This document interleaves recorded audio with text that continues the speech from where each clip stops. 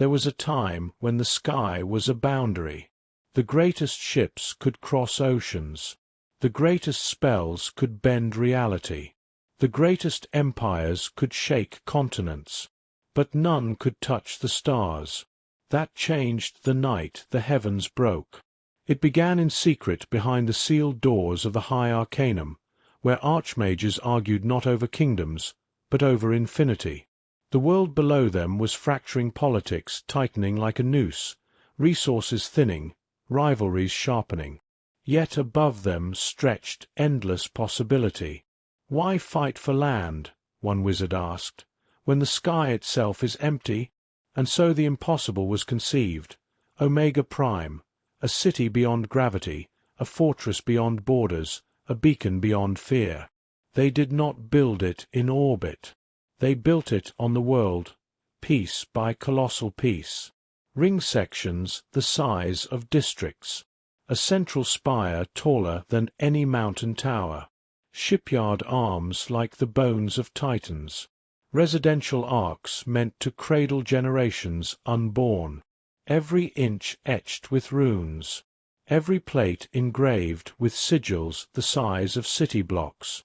And when all was ready, 13 of the most powerful wizards alive formed a circle that would be remembered forever as the Circle of Ascendant Passage. For one full lunar convergence, they drew power from the deepest ley lines. Elemental titans were bound in chains of light. Astral anchors were hurled into the upper sky by advance flyers willing to risk the void. Then the ritual began. The sky split. Not metaphorically. Not poetically. It split. Geometric fractures of blue-white light spread across the heavens like cracks in glass. The first station segment vanished in a thunderless flash. Moments later, it reappeared above the world. Then another, and another, each section torn from the earth and placed into the void with impossible precision.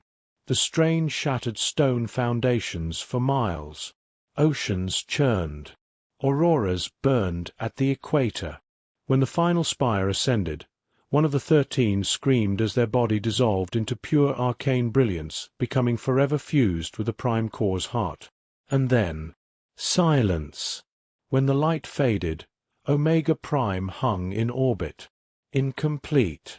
Waiting. Construction in the void was harsher than any battlefield.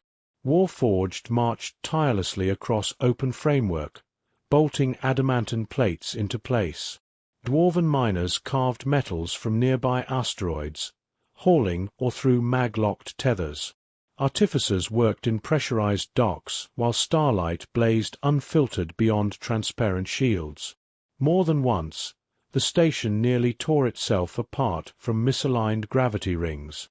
More than once, something moved in the darkness beyond sensor range. But piece by piece, year by year, Omega Prime became whole. Artificial gravity hummed to life. Biospheres bloomed beneath crystal domes. The shipyards sparked and sang. 3 years after Ascension, the first civilian shuttle docked. 5 years after Ascension, a child was born who would never feel rain. 10 years have passed. Omega Prime no longer feels like an experiment. It feels like a world. Children race through curved residential corridors, laughing as simulated sunlight shifts from dawn to dusk. Markets trade in alien alloys and void-grown fruit. Guardians patrol observation decks, where the planet below hangs like a jewel in black velvet. The day of Ascension is now a holiday. Lanterns of blue arcane light are released into interior domes, drifting like captured stars.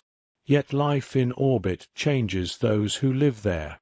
Veterans walk with the subtle balance of those accustomed to shifting gravity. Researchers speak casually of distant moons. Ship captains argue over routes that once existed only in theory. And always, at the center of it all, the Prime Core glows. Some say the spirit of the lost Archmage still watches through it. Some say the station hums louder when danger approaches, because Omega Prime is not merely a city. It is a frontier. Beyond its hull, the void is not empty. Signals flicker at the edge of detection. Asteroids move in patterns that are deliberate. Ancient ruins drift in silent orbits far from any sun, and every day more ships depart from its docks. Some return, some do not.